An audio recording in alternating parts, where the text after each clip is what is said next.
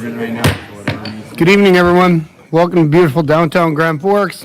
Grand Forks City Council Committee of the Whole, Monday, January 27th. Under item 1, call to order 1.1, welcome and roll call. Weigel. Here. Osowski. Here. Berg. Here. Lunsky. Friedolfs. Here. Sandy. Here. And Bien. Here. We have a quorum. Great. For the record, Ms. Lunsky is here as well. Under item 2, informational items 2.1, Mr. Bernstrom, legislative update, please. Yes, thank you, Council President Sandy, members of the committee. If you got my report that I sent out on Friday, there's quite a bit going on this week with the legislature as far as committee hearings and everything, so I'll give you a quick update. This afternoon, Senate Bill 2225 is a program through the Department of Commerce to a grant program that would go to political subdivisions to help with housing, to help offset special assessments, infrastructure type work. That bill got a committee hearing today. We provided testimony in support of that. There was no vote. A lot of testimony in support of that bill is in front of Senate Appropriations. Tomorrow, the water resources budget is going to be heard in it's going to be heard in House Appropriations, and specifically tomorrow they're talking on Red River Valley water supply. So we're paying attention to that one. This is the first hearing on that topic. It's the first hearing of the water budget in general. On Thursday, one of our priorities was public transit funding, specifically the state funding. There's federal, there's local, and then there's state, and that state funding has kept falling behind. There is a bill, Senate Bill 2254. It's going to be heard in the Senate Transportation Committee, and our transportation supervisor, Dale Bergman, is going to be there with representatives from Bismarck and Fargo. That bill has funding, one-time funding to help bring the state portion up, and then a study to determine the long-term plan for funding from the state. So Senate Bill 2254, again, Supervisor Bergman will be there. A new program that came to our attention on Friday, House Bill 1577. This one would create a wastewater infrastructure grant program. There's programs for clean water, there's programs for stormwater, there's programs for roads, but there wasn't a program for wastewater at a state level. This would create that. We're curious to see that one. It's another tool in the toolbox, if you will, when it comes to putting in infrastructure. So that one is been introduced. That's going to be heard Thursday at 9 a.m. It's a new program, so I'm still learning more about that one. The 911 Association has put support behind House Bill 1419. That bill is going to be heard later this week. Our director, Shannon LaHaze, is going to be there as Grand Forks 911 director and part of the 911 Association. This is a bit of a big deal. This would make 911 dispatchers first responders and eligible for the NDPERS public safety plan. So that's a step that's something we've supported in sessions in the past. And I should mention, this is a bill that we talked about last week, House Bill 1332. It's the Ag Facility Incentive Program through the Department of Agriculture. That bill came out of committee with a due pass of 12-2, has not been scheduled on the House floor yet. So with that, I'll open to any questions regarding this week when it comes to the legislature. Questions for Mr. Bernstrom? Seeing none, thank you, John. All right, thank you very much. Appreciate the good update. Item 2.2, update for Project 8688 ADA Transition Plan. Mr. Danielson, good evening. Thank you, President Sandy, members of the committee. So I'm just here with a quick update for a project that we've been working on here for the past year or so on an ADA transition plan for the infrastructure in our city right-of-way. We've been working on this plan for about a year and a half now. And in a nutshell, what the plan includes is just policy, procedure, best practices that the city uses to bring all of our infrastructure within the right-of-way into compliance with ADA standards. The plan also includes an inventory of all of the infrastructure in our right-of-way that needs to be at a certain standard for ADA. So we've gone out and we've collected a handful of data for that. That's all listed in the document. And then finally, the document includes goals for us to try and meet as we move forward to bring everything into compliance per those ADA standards. Part of that plan also includes one of the last pieces that you got to take the draft plan that you've got prepared, send it out for public comment, let people from the community take a chance to go through it, look at it, send comments into us, and then we would incorporate all the relevant comments. So at this point in time, I'm just giving all you a heads up that this is about to go out for public comment. So if you hear anything about it or if you want to take a look at it yourself, it's going to be out there here in a couple weeks and it'll be available for comment. And I can answer any questions if you have. Questions for Mr. Danielson? Isn't most of the city already ADA compliant? No. No? No. The standards have changed over the And years. and so we're not because they keep changing the standards? That is part of it, Yeah, okay, very good. Yep. Great, thank you. Yep. All right, any further questions for Mr. Danielson? Seeing none, thank you very much. Item 2.3, Epitome Energy Update. Mr. Phelan? Council President Sandy and members of the committee of the whole, we have Dennis Egan is here for Epitome Energy this evening to provide an update. And I just wanted to give everybody an update where we're at with Epitome Energy. As you recall, we do have an approved development agreement with Epitome Energy that includes, the various infrastructure regulatory components to moving forward with the project. Secondly, it did include a pilot, which you approved at an 83% over 15 years was approved. And then most recently, the City Council approved a financing inducement agreement, and that was related to some solid waste bonding that the state of North Dakota had through the federal government. And the City Council, and this is kind of like a pass-through, much like you did for Ultra with their bonding, it's tax-exempt bonding. But you approved bonding up to $140 million. Epitome Energy, due to costs, they're going to move forward with the state and ask for $170 million of bonding through these solid waste bonds. So that's the one change that's gone on. Likely we'll bring that, just attach that to City Council next week to change that inducement agreement that we've agreed to move that from $140 million to $170 million through the state of North Dakota. And again, those aren't, we don't have any responsibility for, other than we're the pass-through to the state program. So with that, I'd ask Dennis to give us an update on how things are progressing and what we should see in 2025. Mr. Egan, nice to see you again. Thanks for coming back to Grand Forks.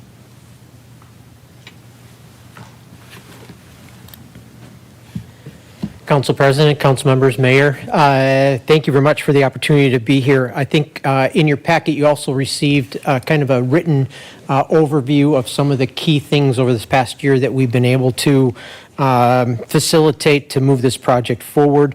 A couple of the key ones is our air permit has been secured.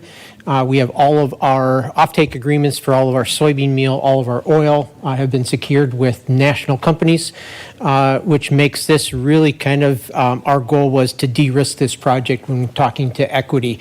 And those were some of the key things that they wanted to see is, do you have your offtakes? Do you have your permits in place? Do you have the developer's agreement in place with the city? And those things have been accomplished over this past year. Really to help make this a shovel-ready project. Our current priority is securing equity partners who align with our vision and goals of a soybean crush facility that will serve the farmers in Grand Forks. We currently are working diligently to ensure these prospective investors adhere to all state and federal regulations. There have been questions over the last 18 months about types of equity that come into not only North Dakota but to the U.S. and just want to assure the council we're fully aware of those regulations, the criteria that need to be adhered to move this project forward with outside investment. Also really excited to say over the last several months, we've signed 6 NDAs, non-disclosure agreements with equity partners that we think align with these types of projects. We're not necessarily using all 6, but each one of them is in different stages of their due diligence, and our team has been providing a lot of good information to them to get them kind of familiar, not just with North Dakota, but also with soybean crush. Some of them are not in this space, and others are very much aware of the soybean crush infrastructure in the United States. Finally, just really grateful for the ongoing partnership with the City of Grand Forks as we work together to identify federal and state grants to reduce infrastructure costs and to enhance the value of this project for hardworking farmers across the region. We just want to thank the City Council again and the Mayor for the guidance and support, and we look forward to bringing this project forward and continue to make progress in this year. So I told one of the City Council members I would keep this short, so hopefully I have done that. So thank you very much. Thank you, Mr. Egan. Questions for Mr. Egan? Yes, Ms. Wasowski? Yeah, I have a couple questions. So you guys have not purchased the land yet, correct? We're under a current NDA with the landowner, Okay. and really kind of both from a landowner perspective as well as the the types of equity that we're talking to, just because of those legal documents, we're not at a position where we can share publicly kind of where all the moving pieces are at. Okay, so you guys raised enough money and hopefully are in the process of, We're in the process of raising the money to close on our financing. okay, how much more time do you think you need before you'll have that financing? That is the $500 million question. And obviously, you guys know that you'll have to file with CFIUS, with the land purchase because of the 100-mile radius around the Grand Forks Air Force Base. We're aware of the regulations based on the type of equity that we bring into the project in terms of what both the state and federal regulations are around that, yes. Okay, and then would Epitome be, like, would you willingly file a declaration with CFIUS? Like, without them reaching out to you, maybe you guys? If those requirements are, yes, I mean, our statutes, we're pretty clear on what needs to be filed and when they need to be filed based on the type of equity that we may or may not bring in. Thank you. Further questions? Yes, Ms. Linsky. I just noticed there's a few soybean crushing plants coming around the state. Are you worried about having enough soybeans to keep busy? That is a great question, and the simple answer is no. We went to a company called PRX. They're a national company that looks at availability of specifically the study we had done on soybeans. And it really drew a radius around each one of those two others, the Castleton project as well as the one in Spiritwood. There's over 160 million bushels of soybeans grown in the region.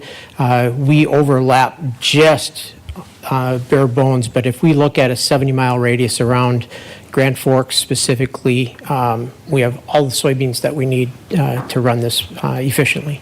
Perfect, thank you. Yep, great question. Great, and the farmers get a 20 to 25 cent premium. They do. That's And- exceptional for our farming community. And I think the other piece of this, why we really saw, especially in 2019, when China stopped buying whole beans from this region, because all the beans currently are being shipped to the West Coast for export. And to be able to have value add and bring additional value to the soybean and not be reliant on an export market that we don't know what it's going to look like moving forward. We've seen over the last 2 weeks some pullback from China already on purchasing U.S. soybeans, not just the soybeans in North Dakota and Minnesota, but overall soybeans in the U.S. We know that Brazil's got a bumper crop, Argentina's got a marginal crop, so it's a very cyclical, but we will add significant dollars to the North Dakota farmer and give them a place that they know we'll always be purchasing their soybeans. Council President Sandy, I think to that question of Councilmember Linsky, generally when, most recently, we've been meeting with, potato growers that are excited about Agristo. It doesn't go without a meeting where some of the growers or farmers come up and ask about the Epitome Energy project because they're also growing soybeans and are really hopeful for that project to move forward too. As they're doing that as part of their rotation currently. I forgot to mention, under item 3.7 is that EDA grant. 70th Avenue North would be the main haul road in and out for Epitome Energy. And so Mr. Christensen Danielson will be up here to talk about that, but we are still recommending that to move forward with or without Epitome Energy going in, just because it is adjacent to the city, it's adjacent to the solid waste landfill, and we think adjacent to industrial development in that area. But you should, FYI, know that's one of the grants that we're proposing to accept that would primarily, and the reason why we've submitted it is because of Epitome Energy, and that's one of the reasons why the EDA approved the grant. Thank you. Further comments or questions? Hearing none, thank you, Mr. Egan. Thank you, Council Good President. to see you again, as always. Item 3, discussion items 3.1, 2025 Community Service Grant Allocation and update on 2025 CDBG allocation process. Mr. Hanson. Good evening, yeah. President Sandy, members of the committee. Before you are the recommendations for the 2163 Human Needs Funding, the Community Services Grants for 2025. We opened applications on November 18th. The City Council had prioritized the need to address homelessness and homelessness prevention, and also raised the increased the cap on applications to 50,000. It was normally 30,000 for this year. The CSG program received 14 applications with requests of over $500,000. And in front of you is a attachment to the staff report that has recommended funding for 5 of those agencies. One thing to note is that all of the agencies proposed to receive funding are directly addressing homelessness or homelessness prevention, so that was definitely a priority, and the Community Advisory Committee agreed with that. They met and reviewed those on January 16th and provided their rankings on January 17th. As far as the CDBG program goes, there is also a funding recommendation in there for your information, and that will come before you February 10th, along with a lot of other CDBG updates, our consolidated plan, our analysis of impediments to fair housing, citizen participation plan, and a few other related items. So with that, I will stand for any questions. So tonight, we're only approving the community service grant allocations, correct? Correct. Okay. Questions? Yes, Ms. Wasowski. I guess I don't really have a question, but I have a comment. I did have some questions, but Ms. Lunsky was kind enough to answer them over the phone, so I appreciate that. Thank you. I guess one thing that I would like to see is I would like to see some of these entities like work together to accomplish one goal. I feel like now we have, there's a lot of different organizations on here that are supporting homelessness in different ways, which I think is great, but it would be really nice if they could come together and kind of have just a plan on how, so things don't get overlapped. So, thank you. Yes, Ms. Lunsky. So last time we talked about this, I had a lot of meetings, and I just wanted to kind of explain what CANA is. I can't really speak for it, but all the nonprofits in Grand Forks that deal with homelessness or hungry, they are part of a group called CANA, and they meet every month, and they all share the same software. So they make sure that someone doesn't duplicate services, so you can't get money from this service and that service. For the first hour, I was lucky enough to be able to attend one. For the first hour, they discuss what's happening in Grand Forks, and then the second hour, I was not allowed to be there, but they can talk about specific cases. So people, sign that Joe Schmo needs this, and how can we take care of him? But they do work together, and I know there's duplication, but I think they also receive funding because of that. So if there's a religious fund, they can receive funds through a church, possibly. So I don't think there is a lot of duplication. There is some. Stop looking at me like that. But I think there is a lot of collaboration in Grand Forks. I don't know if you want to talk more about. That's absolutely correct. The city is also a member of CANA, so we attend those meetings to keep a pulse on the homelessness and, issue within our community. But those agencies do regularly work together. I think a good example is St. Joe's Social Care, emergency assistance to households. If there's ever an instance that they don't have enough funds to help someone, they will call the Salvation Army and other funds or other agencies to see if they can come up with those funds. So they do actively work together between those meetings, but they're very intentional about working together to manage individual cases that they have before them every month. I would say we now have 3 different organizations running homeless shelters, though, which to me seems really odd. I believe they all have great hearts, and everyone wants to do what's best for the people in our community that need help. But speaking of duplicating services, there have to be people we have the same people doing the same job at 3 different organizations. So I value what they all do.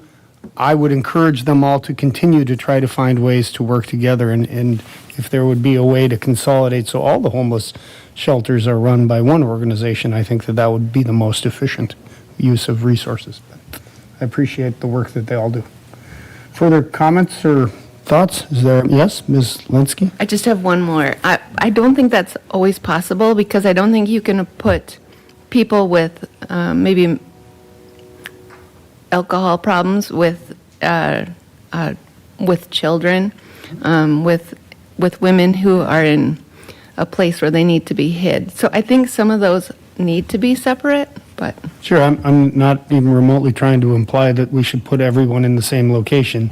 I just think we're running 3 different facilities by 3 different organizations, and in my opinion, having one organization running all 3 facilities Gotcha. would be the most efficient. thank you. But again, I'm not like I went to school for that.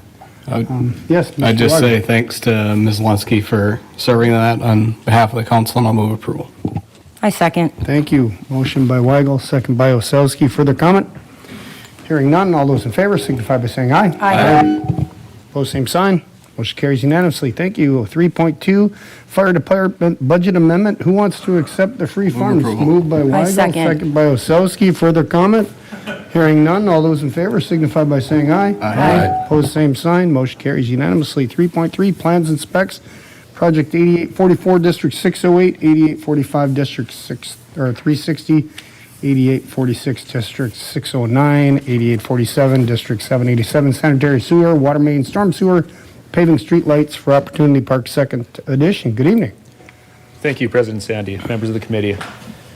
These projects that you have before you will install sanitary sewer, water main, storm sewer, paving, and streetlights to serve the recently platted Opportunity Park Secondary Subdivision. The streets in this area are South 42nd Street, 40th Avenue South, and South 44th Street. These projects will all be bid together and awarded to one bidder, and construction is anticipated to be completed in the 2025 construction season. The last time this project was before you was a few weeks ago on January 6th, where council approved the engineer's report and created the special assessment district. So with that, staff recommends to approve plans and specifications and direct engineering to advertise for construction bids. Any questions? Comments, questions for I Mr. move approval. Letexier? Moved by Veen, second by Osowski. Any other comments? Hearing none, all those in favor signify by saying aye. Aye. Opposed, same sign. Motion carries unanimously. Thank you. 3.4, Plans and Specs, Project 8916, District 611, UND Pond Outfall on North 25th from 2nd Avenue North to University Avenue. Good evening. Good evening, President Sandy and members of the committee. The project before you is to approve plans and specs for the project 8916 for the UND Pond Outfall on North 25th Street going from 2nd Avenue North to University Avenue. We'll be installing 310 feet of new storm sewer for the new stormwater pond that was installed last year. This project you last saw last week. The council approved the engineer's report and created special assessment district. We are now looking to approve the plans and specs and to advertise for construction bids. Questions for Ms. Bremer? Yes, I have a Mr. question. Osowski? We talked about this last week, didn't we? The pond? The plans and specs? Okay. I move approval. Good. Is there a second? Second by Friedolfs. Motion by Osowski. Further comments or questions? Hearing none. All those in favor signify by saying aye. Aye. Opposed, same sign. Motion carries unanimously. Item 3.5, Plans and Specs for Project 8921, District 612, Highway 81 and Associated Area Sanitary Sewer Phase 3. Are you Daniel Christensen or Christian Danielson? Christian Danielson. Thank you. Good evening. Thank you, President Sandy, members of the committee. So I'm back in with another project up in the Highway 81 area. This is sanitary sewer. It'll be phase 3 of 5. So we're making our way there to the end here, but this one will cover the west side of Highway 81 and then 33rd Avenue North up there. You guys already approved the special assessment district and engineer's report. We're estimating this one's going to be about $2.3 million, of which we've agreed to assume all the special assessments as a city for this area. So again, we're looking to cover that with an SRF loan from the state. So we're just looking to approve plans and specs right now. I move approval. Questions moved by Osowski, second by Weigel. Other questions? Hearing none. All those in favor signify by saying aye. Aye. Aye. Opposed, same sign. Motion carries unanimously. Thank you, Mr. Danielson. Item 3.6, Plans and Specs, Project 8876, 2025 Inlet Inlet Protection Services. Good evening. Good evening, Council President Sandy and members of the committee. The project before you consists of installing and inspecting inlet protection devices around residential developments. Layman term for it is just an inlet bag. It's just a bag that goes in the storm drain. It's there to catch any sediment, any pollutants, stuff like that from construction sites. In 2025, this will be our 4th year of doing this contract. So by this point, it's kind of just a regular program. We had originally begun it just to meet our state MS4 permit requirements, and also it puts the control of the bags in the city's hands. We've seen before the project, we've seen inlet bags forgetting to be taken out, which could lead to storm drains sitting there getting clogged. Get a lot of phone calls on them, all that stuff from people, and then we have to go pull them. If they're left in long enough, a snowplow could catch it, could possibly damage the snowplow or the storm drain itself. So this is just kind of our way of combating that. I move approval. Great. Moved by Osowski, second by Lunsky. Any questions from Mr. Ryan? Hearing none, all those in favor signify by saying aye. Aye. Opposed, same sign. Motion carries unanimously. Thank you very much. Item 3.7, accepting funding project 8795 70th Avenue North improvements from Highway 81 to half mile west of North 55th Street. Mr. Danielson. Thank you, President Sandy, members of the committee. So Todd kind of mentioned this earlier when we were talking about Epitome Energy, but last June we submitted an application to the EDA for $3.2 million of funding to reconstruct 70th Avenue North from Highway 81 to the Epitome Energy site. We sat on that application for a while here, but about 10 days ago we got notification from the EDA that we've been awarded $3.2 million to reconstruct the road. And like Todd said, given the interest in development out in this area and the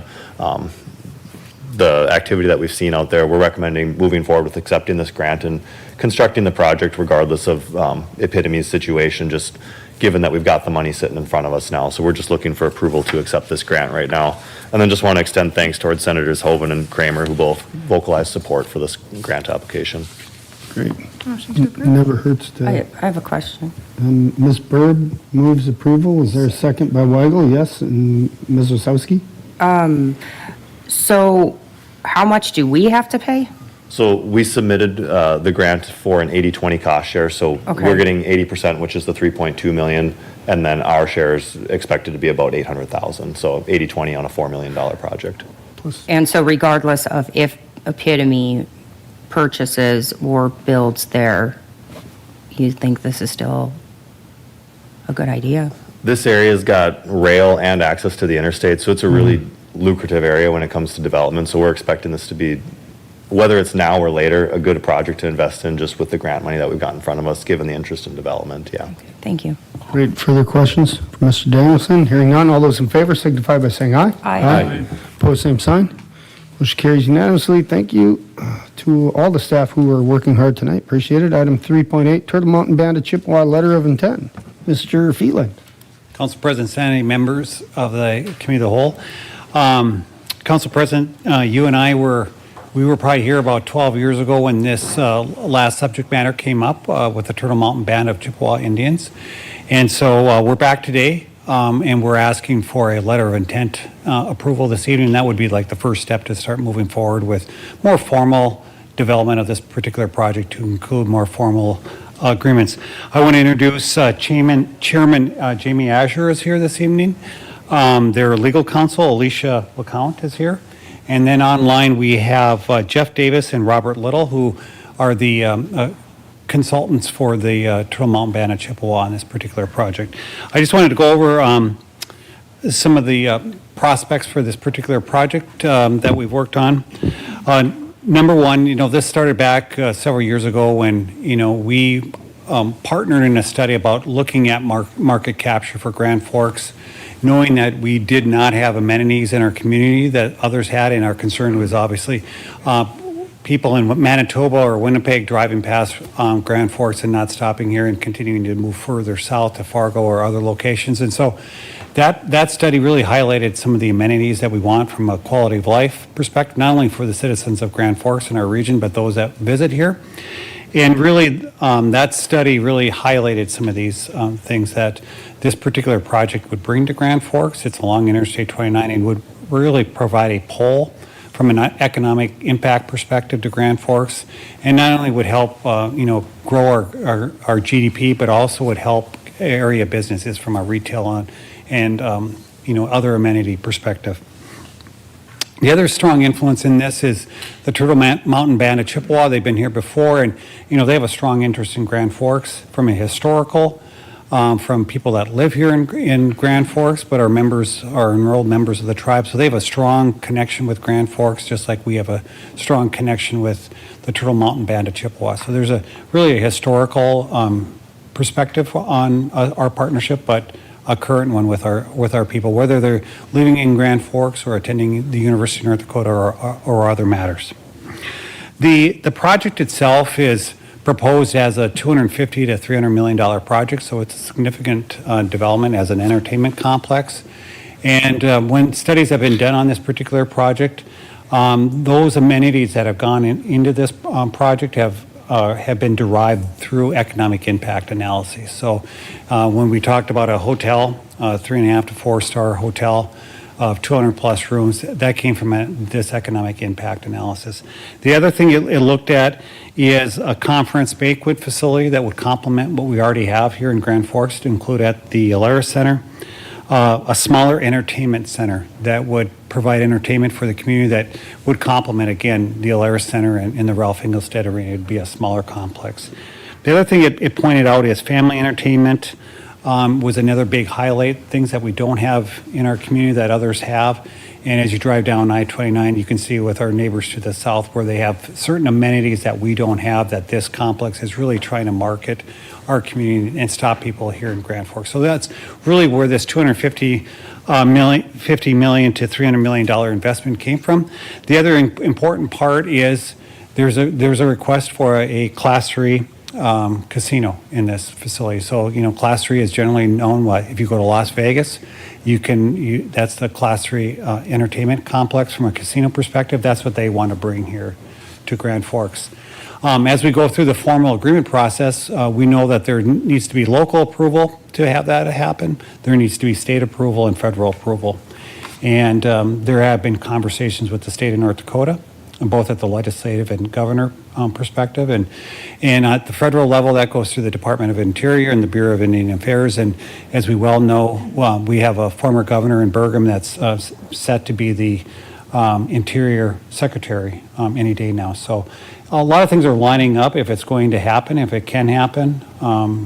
More stars have lined up than before. I just wanted to go over some of the economic impact. The study shows that there'd be, an estimated 400,000 visitors to that facility. It would employ over 800 people at that facility, bring in over $31 million in payroll to that particular facility. So, different than our agribusiness projects that we talked about that are heavy on capital, lighter on personnel expenses. So this would be a large investment on the capital side, but also a large investment on the payroll because it is a service industry. The other thing I pointed out, as I mentioned before, it's almost a $72 million growth in our GDP with this particular facility. So it's going to have a large impact on the economic development of the city of Grand Forks in our greater region.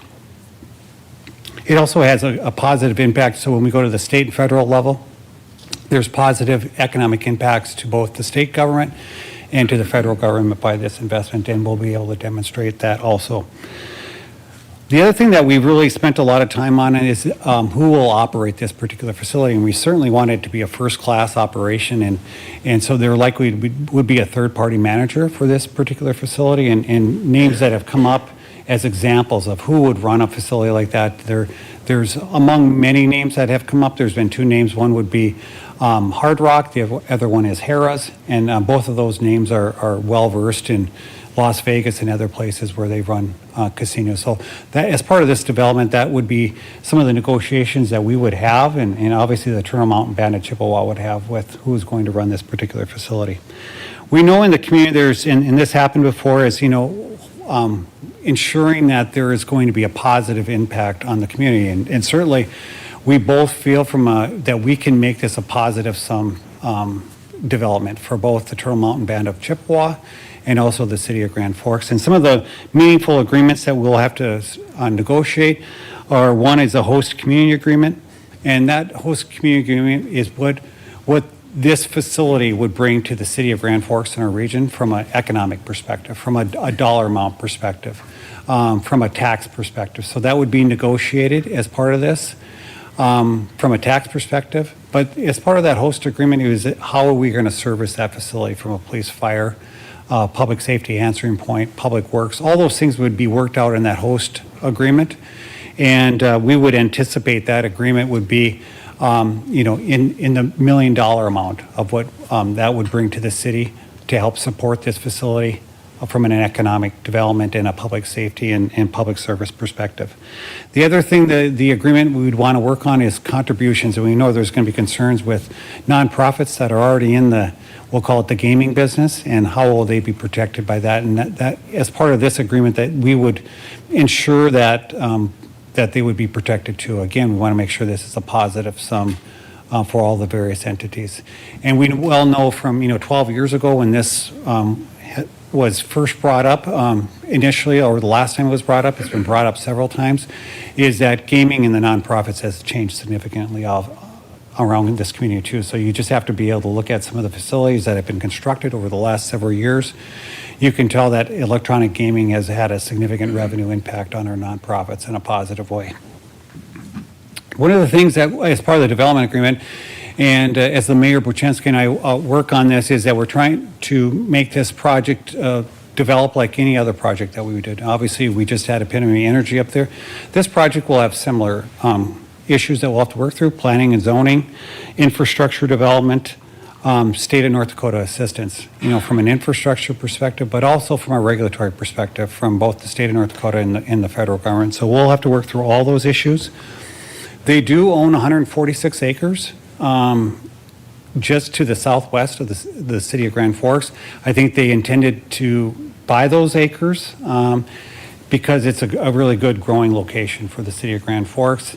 It's got great access to I-29, and in the future, it's just off where I-29 interchange is on 47th Avenue South. So if you can imagine where the interchange will go, likely the interchange is going to go through that campground, but their facility would be just to the south and west of where that interchange will be going in. And so it really comes at a good time as we work with our federal and state partners on that I-29 interchange to try to master plan this site to ensure that it gets constructed in an appropriate way from a land development perspective. And there may be land that they already own that, we'll have to partner with both the DOT and the, federal highway regarding property that they own. Mr. Phelan, how far back off of the interstate, how far to the west of the interstate is the planned development? Do you know, has that been thought out? The reason I'm asking is I'm hearing from people on the east side of the interstate that are concerned about noise, traffic, light pollution sorts of things.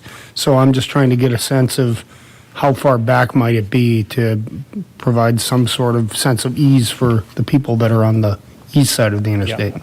If you look, right around where the campground is, I think what they're looking at is that would be just beyond where that campground is. That would be the location. They're going to have to move it relatively further back to the west, just because that interchange is going to gobble up a lot of that property on the on and off ramps. And we know with the DOT, they're going to want to make sure there's no connecting roads that are too close to where the interstate interchange is. But that'll be part of that master planning and zoning development that we're going to have to work with the Turtle Mountain Band of Chippewa and our other federal and state partners.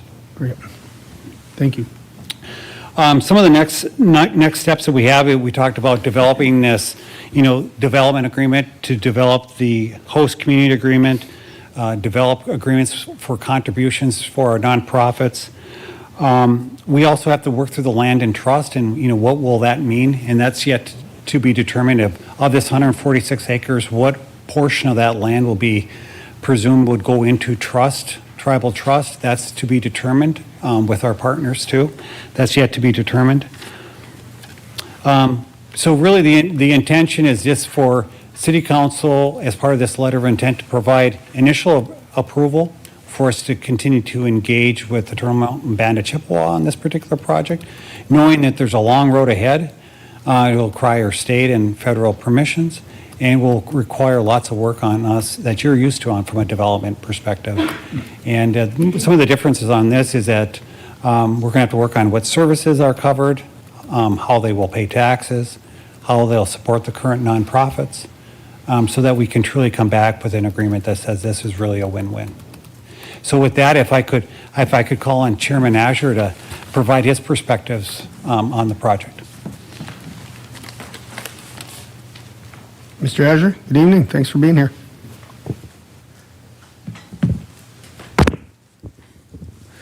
Well, thank you for your time and allowing me to speak in front of everyone. I want to thank Mr. Freeland for taking up about 95% of what I was going to say. So that's always nice to do before we come stand up here. And I do apologize that I was in Bismarck last week speaking on legislation, and my allergies are being attacked as we speak here, so my voice is going in and out. So I apologize if my voice is a little bit weaker than it usually is. So we'll get right into it. The letter of intent. This agreement is designed to show each party's cooperation and interest in moving forward. We intend on being good partners with Grand Forks to support both communities. We have been working diligently to move this project forward, but without partnership, as we all know, we will not have a resort moving forward. As was mentioned, 20 plus years that this has been a discussion, and with all of the changes in the atmosphere surrounding the state of North Dakota. With the creation of economic development, although the anchor tenant for the project will be a resort, we envision a broad economic development initiative that will involve numerous stakeholders from the public and private sectors, including city, county, and governmental entities throughout this area, as it must be a destination hub with multiple options to bring people from other states and areas of North Dakota and Canada. A target customer base will be the Canadian visitor. And as we know, that dollar's driving right by the city of Grand Forks right now. This plan, when you break it all down, is to drop that net and capture that dollar before it drives through the city of Grand Forks, but before it drives out of this county. Capture that dollar and turn it back over into our community. And as we all know, that's just good economics for any city or any township. The capture of the Canadian visitors, we are keenly aware of the number of Canadian citizens that come across the border into North Dakota and spend time in our state. Research shows that Canadian visitors who cross the border near Grand Forks typically continue on to Fargo and Minneapolis, representing a significant untapped market opportunity for the Grand Forks area. I know that was spoken about also, and again, I do appreciate the technical information that was given before me, but we can't emphasize enough at how much traffic is actually driving through. The economic statements that have been, or economic impact statements that have put together, gives us the data, and data matters. Data is what should be driving these economic developments, and that's another reason why the Turtle Mountain Band of Chippewa, even after 20 years, decided it was time to come back to this table, because now we have data to prove what we've been saying all along. The stars are aligned, was what was mentioned before. If this is going to move forward, now is the time to move everything forward. The tribe has a strong historical tie to the Grand Forks area. The Turtle Mountain tribe is the only tribe that has a solid, well-documented historical ties into this area. In fact, the Red River Valley is the aboriginal territory of this tribe, then known as the Pembina Band of Chippewa, where the 1863 Treaty of Old Crossing on the Red River was signed. The tribe still has lands held in trust by the United States for its use and occupancy in nearby Pembina. This historical evidence is consistent with the Indian Gaming Regulatory Act requirements for off-reservation gaming envisioned here. No other tribe in North Dakota has this historical tie into this area. Now, that's very important because we do need to start this process of turning whatever portion of the land that the tribe owns now into trust land. It's it's one of the major arguments that we have to prove moving forward.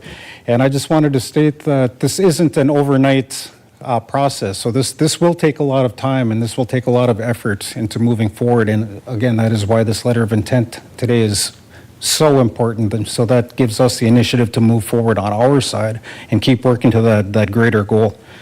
We understand that this project will take time, and we require compliance with strict federal laws, and will only come into fruition with the concurrence of the Department of the Interior and the Governor of North Dakota. This project also requires a change in state law and renegotiated compacts.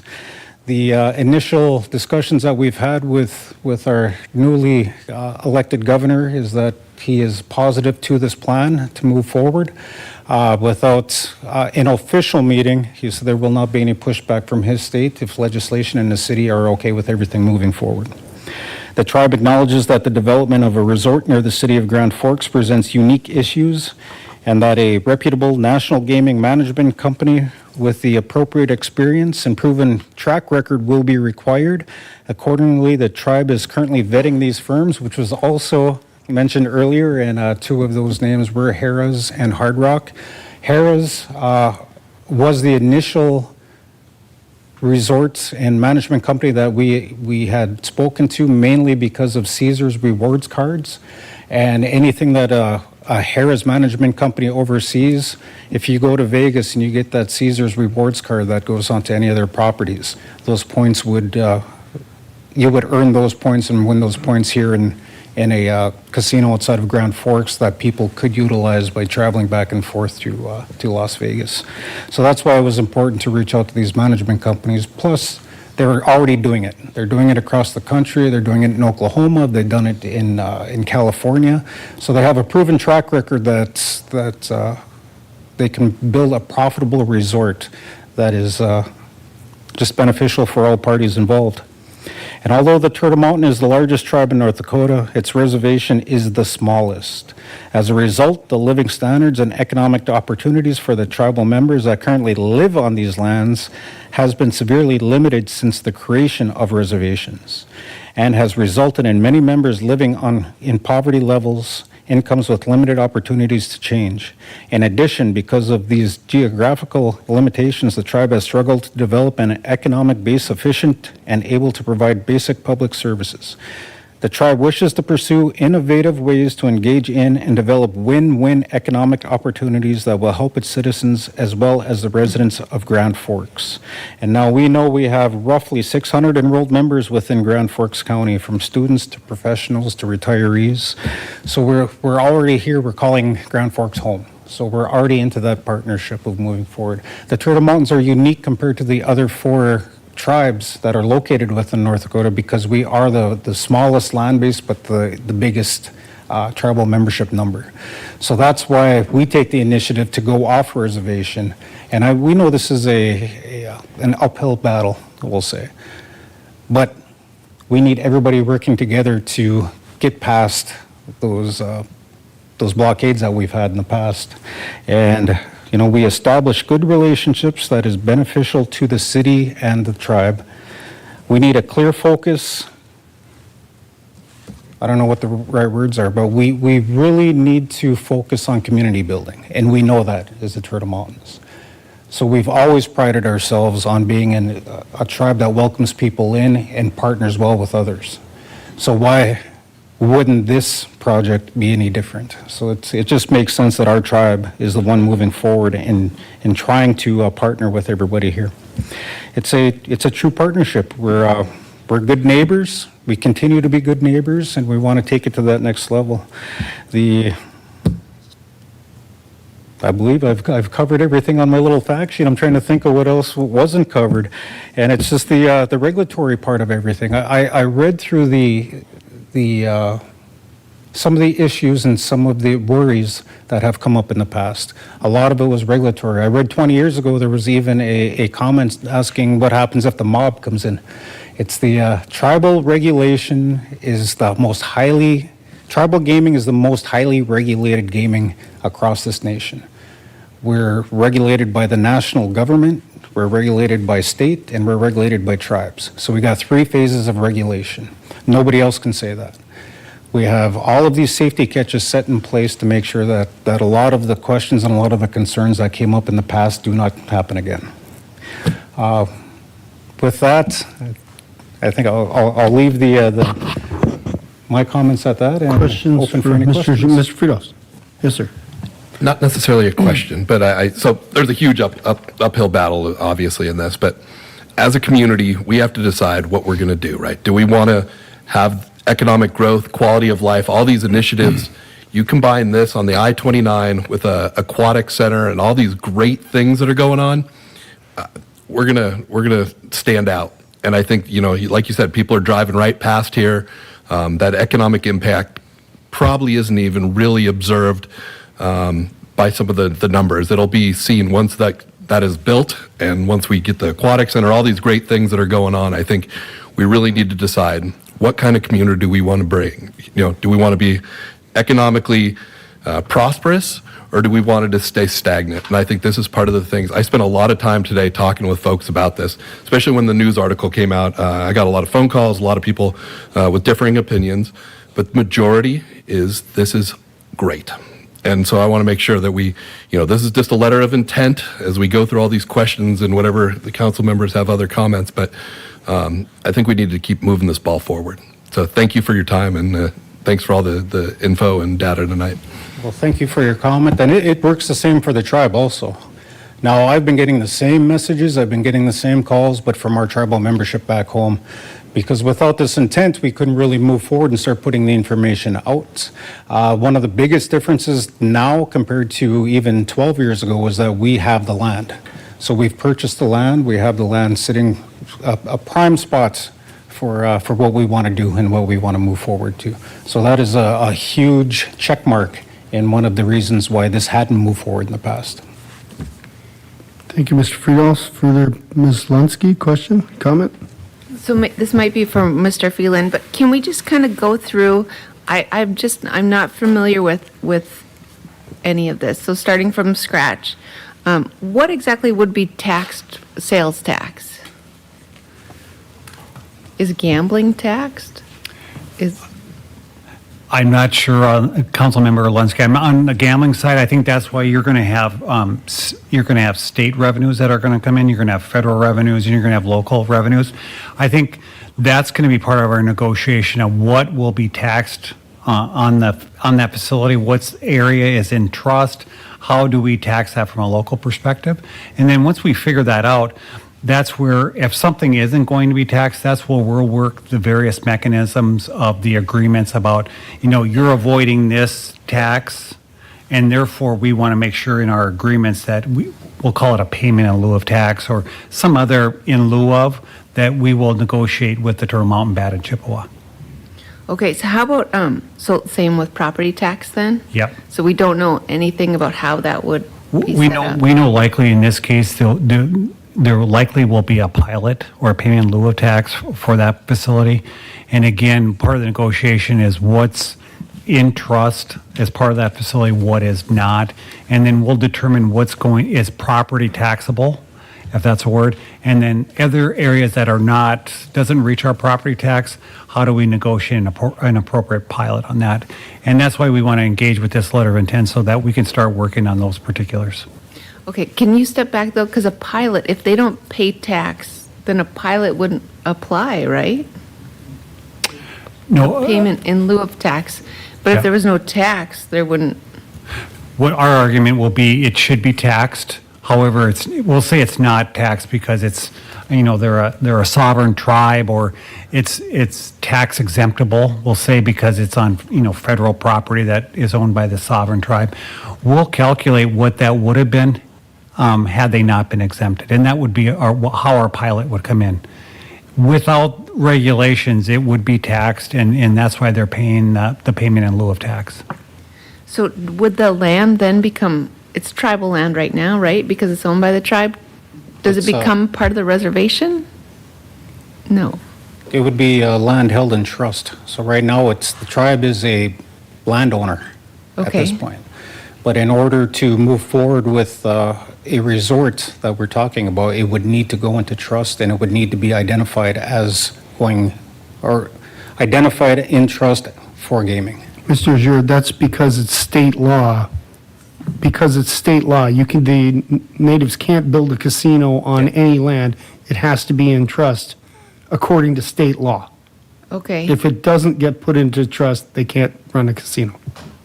okay. And then, you brought up payroll tax. Does the city benefit from payroll tax? I should know this. That would be the state of North Dakota would. So the State city and does. federal. That's some of the state and federal where they're involved in the payroll taxes. And are there any other casinos in North Dakota that aren't on a reservation? Has this ever been done before?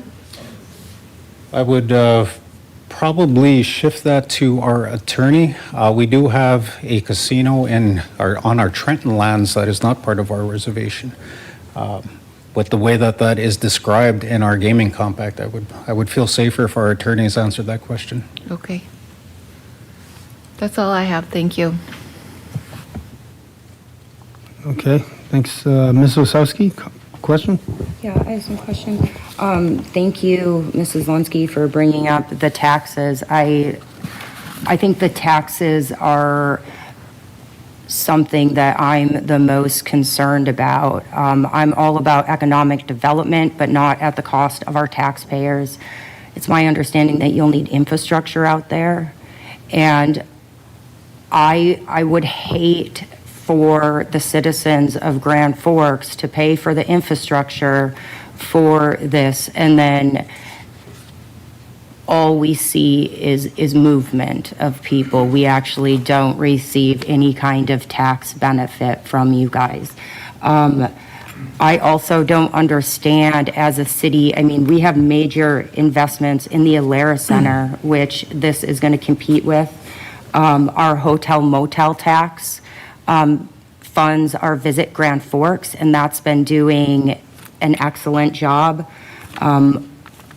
Restaurants, if I ever go to a casino, which I visit casinos often, I enjoy casinos, but if I go to a casino, I'm not leaving the casino to go eat. I am only eating at the restaurants provided in the casino. So if people are going to the casino, I do not see them out venturing around town very often. Maybe, you know, if they are staying at the hotel for an event at our aquatic center or something like that. But, you know, so that could potentially hurt local restaurants and our taxes with that. And the charitable gaming is a big concern. Right now, we just approved charitable gaming for the Children's Museum, which the city of Grand Forks is heavily vested in. I don't understand how we would want to put ourselves in competition basically with ourselves, with all of these different entities. And so I would really like to know what the taxes are going to be even before we start the infrastructure portion, because that's coming out of our pockets, you know. Also, it's my understanding that... Was that a question? What? Who's paying for the infrastructure? Mr. Phelan? Council President Sandy and Councilmember I'm Osowski. assuming with the pilot, that's Yeah. why they were going to get us to pay for it. I think it's, the pilot's more tax related, and I think for Grand Forks, we're going to focus our energies on the property tax and the sales tax. And if something's being avoided, how do we get reimbursed in an alternative fashion? We'll do that. On the infrastructure development, obviously, we're going to have to annex this into the Grand Forks. We're going to have to serve it with all the various infrastructure components.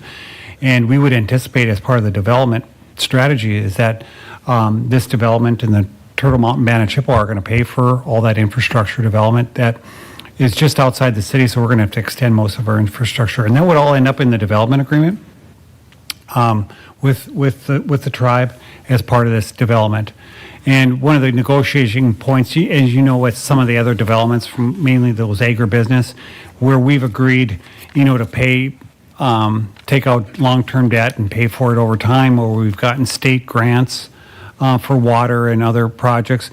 Those will all be part of the negotiation, but I would think in this case, The development is going to be a revenue generator right away, and they're going to want to incorporate that as part of the overall project cost and reimburse the city for serving it with all the various infrastructure components.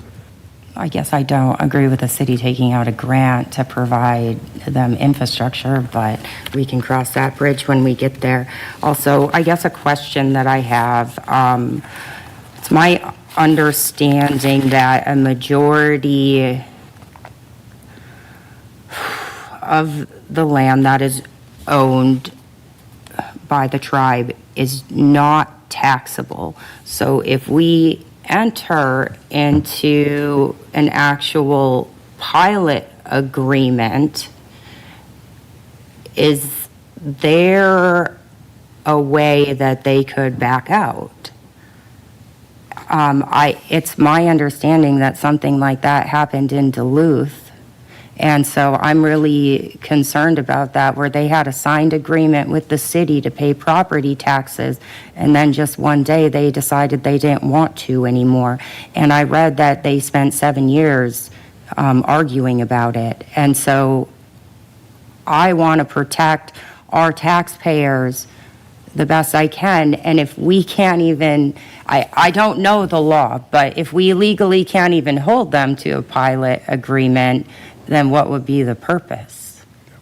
Council President Sandy and Councilmember Osowski, I've heard that question before. I think within the agreement, we'd have to have enforcement conditions in that agreement, and I know that the next answer is how do you enforce something on a sovereign nation? And I think the good thing about the city of Grand Forks, no matter who's on council or who's sitting here with the administration, is that it's city infrastructure, and if someone just as you and I, if we're not paying our utility bill, or if we're not paying our taxes, we can shut your services off. Are we legally allowed to do that? And I think within the agreement, we can negotiate certain conditions like that. If these things aren't being met, city services will be terminated. And so those are all things that we can do. I don't think we're ever going to get to that point. But if you're concerned about those things, they're going to get city water, city wastewater service. And if there's two things I know that are really important day to day that we take for granted, those two things are really important. But those are all the things, the mechanisms that we would have and that we have currently with private property owners that don't comply with the city of Grand Forks reasonable rules and regulations. Another question I have is, are you an equal opportunity employer? Or will you be? Yes. Thank you. Well, those are all great points too, though. I mean, it's good that we're having that discussion ahead of time, and by a letter of intent to move forward as a partnership just gives us that initiative to start getting all of that put together. And I've read the same reports as you are. I knew all about Duluth last year. I've talked to people that were there, and once you start looking into it, there were a lot of things that were missed in those agreements. And I hate to say it this way, but sometimes it's good that it happens somewhere so we don't follow that same path. And we see it everywhere. And we do the same thing. That's why we bring in these management companies, because they've seen it all. And the hope is that when we bring these things in, they see all these pitfalls ahead of us, because this is a true partnership. This isn't the tribe trying to get one over and trying to save a buck. This isn't the city of Grand Forks trying to say, well, if this happens, what's our catch to get out of this agreement? This is how do we work well together so we both maximize everything that a resort can bring to this community. And I did want to bring that up too, is that it's not how should I say it? I have friends, and I lived in Fargo for many years, and I talked to friends there that had a misconception of what tribes were and what casinos are and all of these things. So I just wanted to really make it clear that this is intended to be a resort, not something you see on a TV show where it's just the Quonset built out with a bunch of machines and tables lined up through the sides. So this is intended to be. This isn't intended to bring something that is not here, right? So everything from a spa to the I don't know how best to say it, is that we don't want to compete with the city of Grand Forks. What we want is to accentuate the city of Grand Forks. So we're bringing other people in that aren't already coming here. And I have a different experience in casinos. When I go somewhere, and I get to go to a lot of different places, but when I go to a casino, I like to go out to the cities. I like to see what's going on, and I like to feel the ambiance of a city and know why I'm there. And, but I do understand there are people that like to go in and just be right inside. I have one more question. Would they be considered a primary sector business? I don't think they would be considered primary sector by the Commerce Department. Isn't that a requirement for a pilot? I think a pilot can be negotiated, and I can call it a pilot can be negotiated with various entities, in this case. I guess that would be hard- that would be- what I read online is different. Yep. And so I think we need a letter from them stating that it's a primary sector business. I believe that's state law, and I can go back and look. I may be wrong, but And even if we didn't call it a pilot, we can have an agreement that they're going to pay X amount per year for services rendered. Whether that's called a pilot, we're two entities that can agree on payment between each other for services rendered. And so, again, this letter of intent allows us to work through all the particulars. And as Chairman Azure said, we're trying to start from a positive point of view that we can make this happen, because to approach things the other way, it's hard to get anything done. It's actually hard to get out of bed if we're going to just assume the other partner is going to do this, that, and the other. So we know there's going to be some hard negotiations. We know there's going to be some tough days. But we think we have a partner here that we have a really good opportunity to work through all these various difficulties. Again, this is a 3-page letter of intent. By the time we get done with, you can about imagine, we're going to have some really deep and broad agreements on all various aspects of this particular project. Mayor, something to add? Yeah, I think people are confusing the pilot. Like normally when you're talking about a pilot agreement, you're paying a 10% pilot on the value of it. They're not asking for a tax incentive here. It would be 100% of the value of the property. So you're talking about a pilot, that's just a payment in lieu of taxes, would be for 100% of the facility. So they're not asking for any tax incentive or anything like that. I expect it to pay equal amount of taxes that all the rest of us do and then some. If it's not going to benefit the community, they don't want to be here, and we don't want them to be here either. So I think the term pilot is a generic term in this case. It's some other, mechanism that's going to pay what a normal facility like this would pay in taxes and then some. So that's the whole idea, is that this would benefit the schools, the parks, the city, the county. So I think people are getting confused by that term, because generally when we use it, it's like a 10% pilot where you're paying only 10%. This would be a pilot that's 100% or something along those lines. So hopefully that's helpful. And that's just some early talks on it. I guess I would like to see a presentation on pilots if we have time, maybe to distinguish the difference between pilots and TIFs and the different things that we're talking about, because in the paperwork that I have in front of me, it says pilot. And so I just want to make sure that we're not interchanging these different tax programs. Yeah, it's a generic term. We have pilot agreements with the university, with a lot of other places that aren't tax incentives. So maybe we should use development fee or something, some other term, and that's the host community fee. I think pilot's in state law, though, and state code, so it is a term that they... As a tax incentive. So just to be clear, again, this is a generic term. It's not that we're going into a pilot agreement. So I know it's hard to understand, but it'll be cleared up certainly in the future. The main intention here is that it's not going to be a tax incentive. The tribe isn't asking for anything from the community. Okay, and another thing I would like to suggest is I would really like to get some input from our local citizens on this one. I've heard both good and bad, and so I would really like us to somehow reach out to our citizens and see really how they're feeling about it. So I think it's a public meeting next week where people will be welcome to come and voice their opinion on this letter of intent as well as the project in general. Thank you. And I can only imagine there will be many, many, many more public meetings on this topic. Mr. Weigel, comments? I would just add a few comments. I talked to somebody today and I said, essentially, I think sometimes people feel like that we're starting construction tomorrow whenever we talk about a project.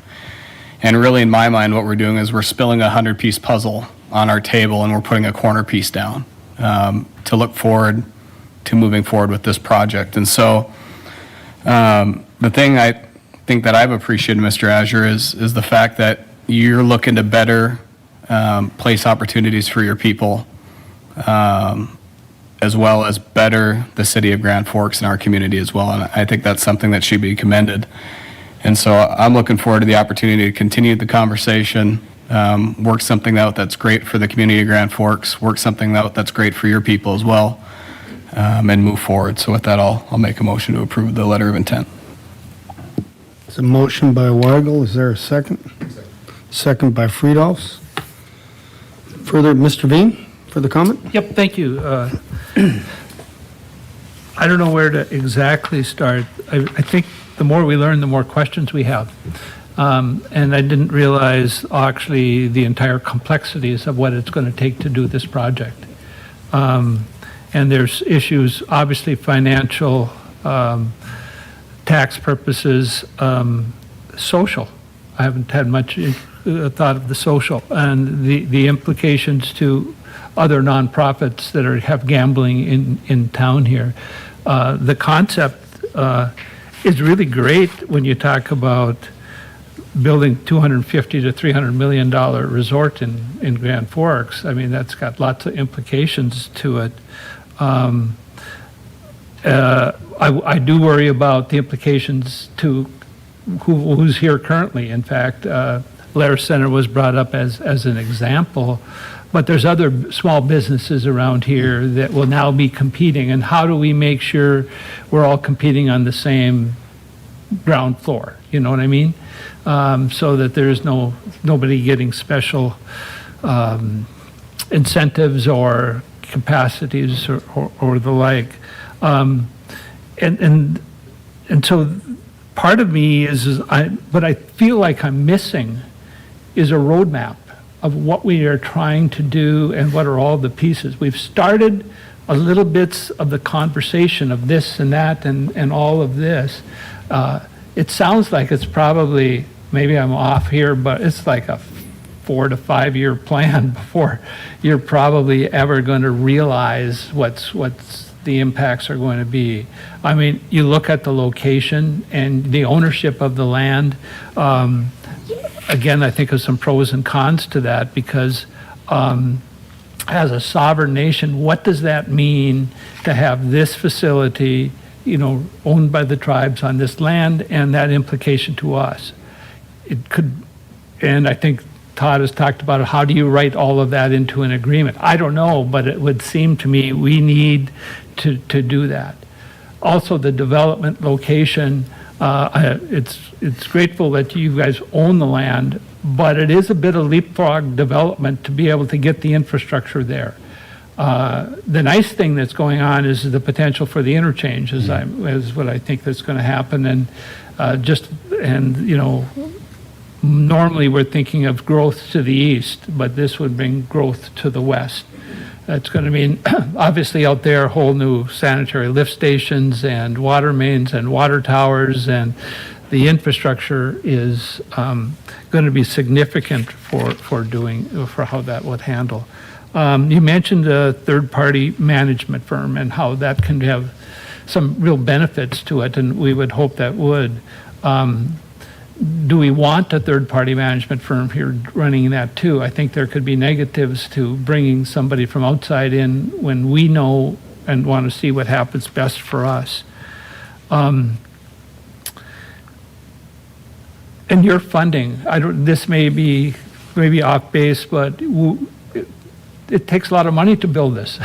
Do you have to raise the funds? How does that go about for you guys to even think you can be here at the table with us? Yeah, those are all great points. Again, I'm glad that they're being brought up now. When you said the first corner of the puzzle, I think we're just cutting the wrapper on that puzzle box, and we're opening the box right now to bring everything forward. Again, the third party that would come in, or if we do go that direction, that would be the tribes agreement itself. So I guess the discussion on why we thought that that would be a benefit to come into to this project is that it's a management company that's already been doing it, and they've already showed that it's profitable where they've set up, and they've done the same thing in different states. The roadmap is that we're writing the roadmap. You know, it's not been done in North Dakota, so we're trying to be the first and to move all of those things forward. The funding part of it, that would be, again, I would probably shift that over to our attorneys. You think that this project has a lot of turns and twists there. The funding for a project like this is just as roadmapped out, I will say. So we're negotiating different ways to how we would get to that point of raising those funds, but the large percentage would come from the tribe itself. Yeah, I mean. I don't even know if I answered your question, sir. I was going to write them down, but you're making really good points. I mean, I have a whole list of questions, Yeah. just as it's evolved from here, because it's really a complex issue is what we're talking about. And it's got some opportunities to it, obviously, but also there's a lot of risks that I believe that are involved. And as most of you people know, I love to understand risks of what's going on. And part of me is just seeing it on the agenda this weekend and having to come here and make a decision without having a lot of time to be able to even address this. I love the discussion we're having because we're bringing out a lot of things, and I have the feeling this is the tip of the iceberg for all the questions that are going to have to be addressed and impact by this here. Even what we need to do as a city government, how should we go about being inclusive into what's going on in the process. So to me, there's more questions. But probably the thing that is sitting that's questionable for me is the letter of intent. I'd like to have some idea of a letter of investigation. I'm not for sure I know enough to say I intend to go through. That's probably where I struggled the most because there's so many questions.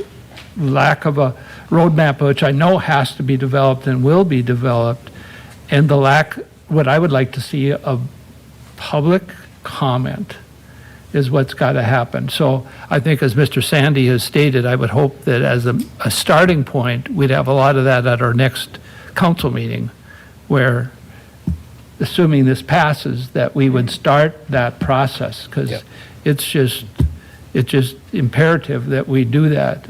Again, hear from all the other nonprofits that are out there and all of that. I would like to think we'll be able to figure out a path, but I just don't know yet.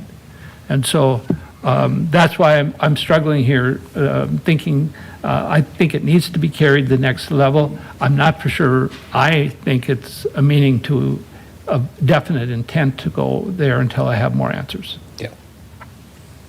Well, and I agree. I think the key word on this is going to be transparency between two potential partners moving forward. So I can speak on behalf of the tribe where we say that we were fully committed into developing that roadmap and being transparent with each other as we move forward. Mr. Weigel? Thank you, Mr. Sandy. I think it's one way that we look to explore. I don't, like I said, know that this is being built tomorrow.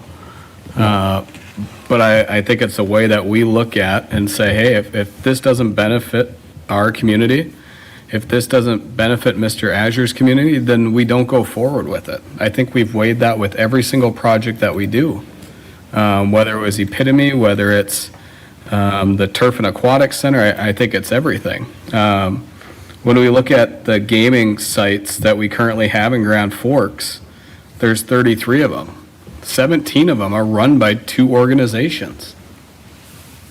If we really want to get into fair and equitable, is it fair that two organizations get to run 17 gaming sites when there's many more nonprofits out there? I think we could have a huge conversation about a lot of these things, but again, I think this is a time that Mr. Azure and Mr. Phelan and Mayor Brochenski and everybody else come to the table, we have a conversation, we look at ways to move forward.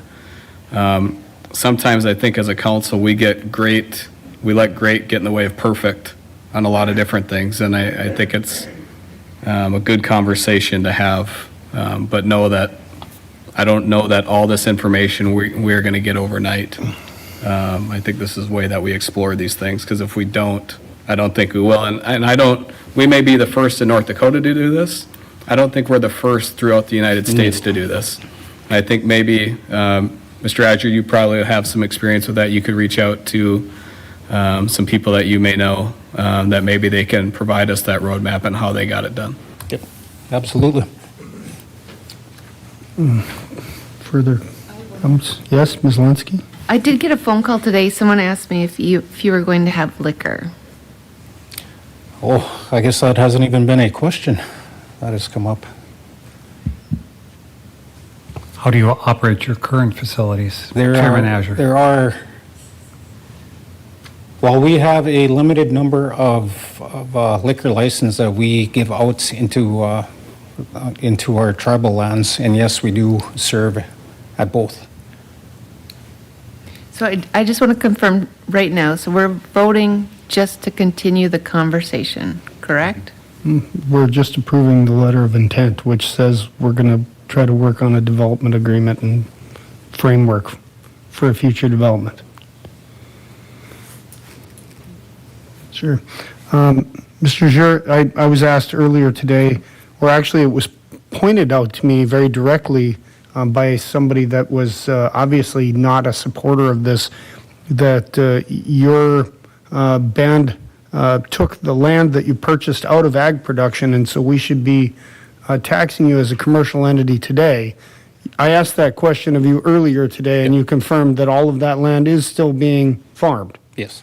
So that's good. We can dispel that rumor. Unlike Mr. Friedolf's, I received 5 phone calls and 4 text messages today, and not one of them was supportive of this project. But I told all of them basically the same thing. We don't know what we don't know. And so until we actually have the conversation and start thinking and seeing and learning about what the project is, I'm not one to say today that this is a bad idea. I would prefer, like Mr. Weigel is saying, is let's learn, let's think, let's see, and in my opinion, it's the Turtle Mountains Band to sell the community on the benefits to the community. And so I have questions like, you've talked about naming partners and you've thrown a couple names out. How close are you to actually solidifying a management company?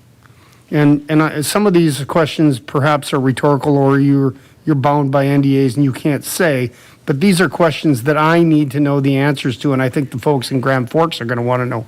And so how close are you? Who is it? And how long are you going to have this agreement? Because I think everyone likes the shiny new penny today. I want to know about your capital improvement plan to make sure that it always is a shiny new penny, because it's 15 years from now or 25 years from now what the people are concerned about. It's not tomorrow. When it's fresh and new and clean, it's great.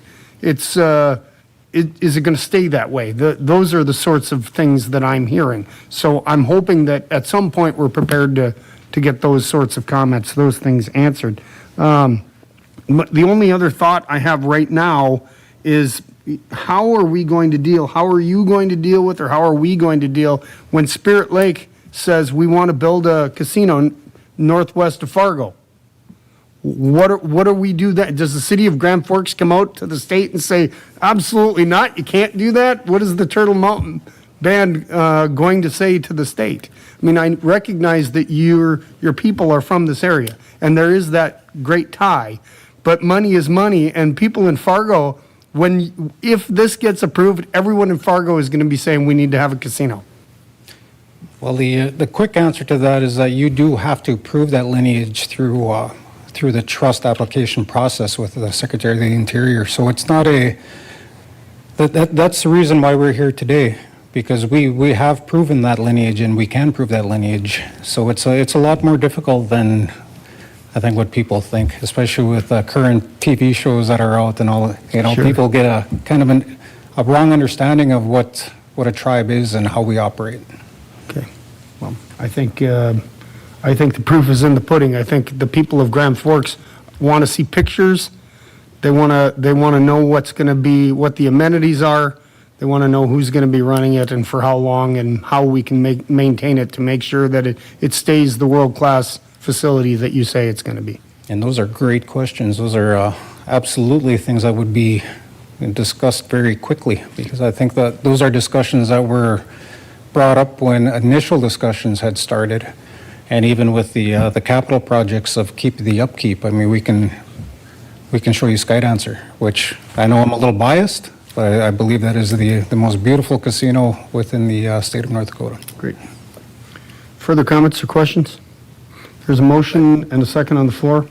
All those in favor signify by saying aye. Aye. Opposed, same sign. Aye. Aye. Motion passes. Osowski, Lunsky, and Veen dissent. Thank you, everyone.